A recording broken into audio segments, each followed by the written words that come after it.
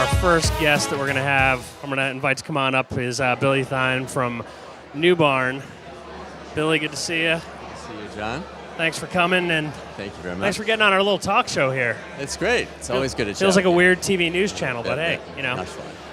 So, New Barn, for our audience who maybe lives in a cave and hasn't heard of it, can you give us just the 50,000-foot view of what New Barn is? I'd be happy to. New Barn is a organic almond milk brand. We also make organic almond milk ice cream, so a non-dairy frozen dessert ice cream. We're a leading natural food brand. The almond milks occupy 4 of the top 7 slots in the natural channel for branded organic almond milks. We work out of California, a tight-knit group of brand veterans, and sell nationally.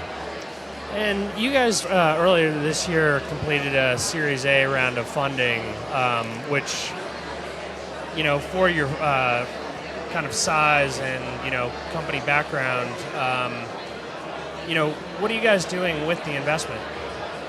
We're investing in innovation. So look, everything goes back to purpose for us, and our purpose fundamentally is to regenerate real good food. And so with being a purpose-driven brand that's resting on brand pillars such as real, clean, and honest, fewest, cleanest, simplest ingredients, organic, we think that we are a natural platform brand. So the funding will largely be spent in innovating into new categories, new channels, new ways for consumers to get what they want, when they want, and what they want. But you guys are committed to nut milks, though, right? We are committed to nut milks. We are committed to plant. We're very committed to organic. And the strategy is to drive deeper on all those things, but in new categories. Gotcha. And hold the mic up a little closer there. Hey, there you go. So there's a lot that's been going on in the dairy alternative space. I mean, it seems like there's almost a new player or someone making, I don't know, a dairy alternative out of some new ingredient, you know, frequently. You know, you guys have really been focused on almonds in particular, right? We have. We just reformulated the almond creme, our non-dairy frozen dessert, which is essentially a non-dairy ice cream. And you guys got rid of the egg, I think, right? We got rid of the egg. So yeah, we're chefs. Some of us are chefs, and some of us are farmers. So we sort of feel like we have license because most people are not 100% anything, vegan or 95%, and then on the weekends they splurge. But we heard consumers wanting a consistent line, and buyers as well. They wanted to understand clearly what it was. And it was no big thing because we added, a coconut cream to this formula, reformulated, and we're coming out with increasingly luscious flavors.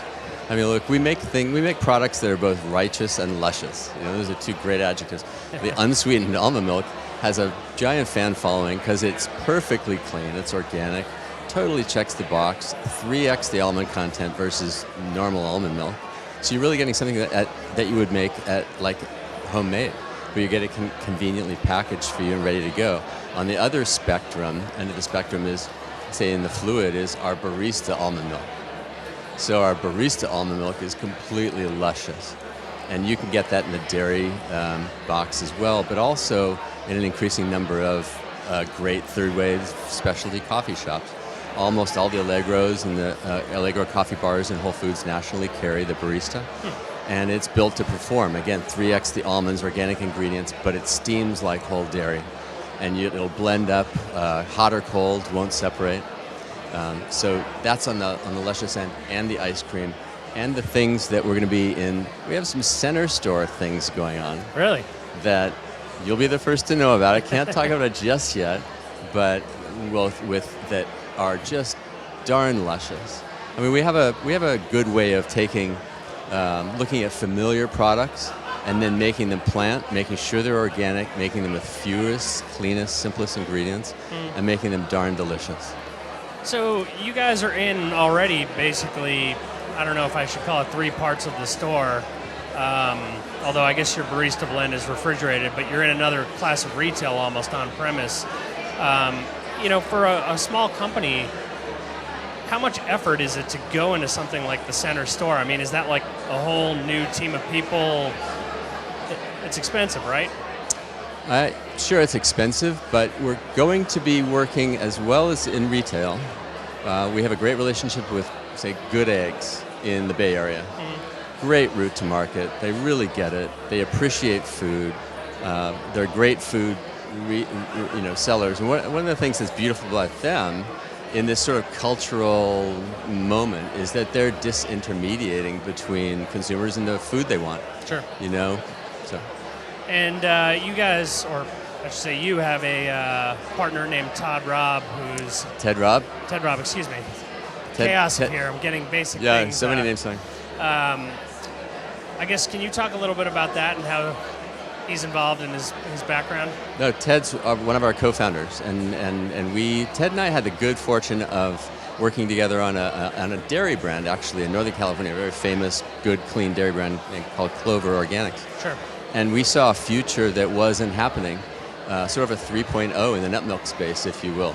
I mean, hats off to the folks who sort of came before us. They've evolved it nicely and beautifully, but there was nothing that was committed to organics and committed to making real almond milk. And again, there's a big difference between making that sort of 1 gram of protein measure versus the 3 grams. That's the indicator right there, your protein levels of your ratio as almonds in your formula is. So Ted is one of our partners. His brother Chris is one of our partners. Ted is CEO and co-founder. I'm co-founder and president, and we have a number of other incredible brand veterans. We've spent a lot on this last year on building team, and the culture of our team is incredibly important, and I'm grateful to work with everyone involved. So they have a strong tie to Whole Foods, right? Yes. So Ted's dad is Walter Robb, former CEO, co-CEO of Whole Foods, and a genius in his own right, an intuitive thinker and marketer, and cares deeply about food and food systems. And we've enriched our team. We now have an actual board of directors. We're still, I think, like a real company.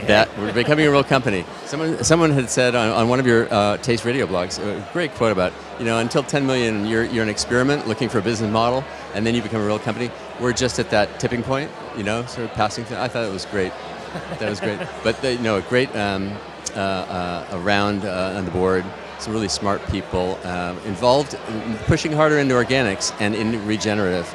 Check out foodsystem6.org. Foodsystem6.org. Very important. Okay. Very important in the food space. Yeah, and they're involved in our board leadership as well.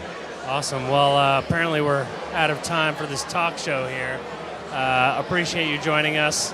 And I guess we'll stay tuned for your new center store innovations. Please do. Yeah. All right. Thank you so much.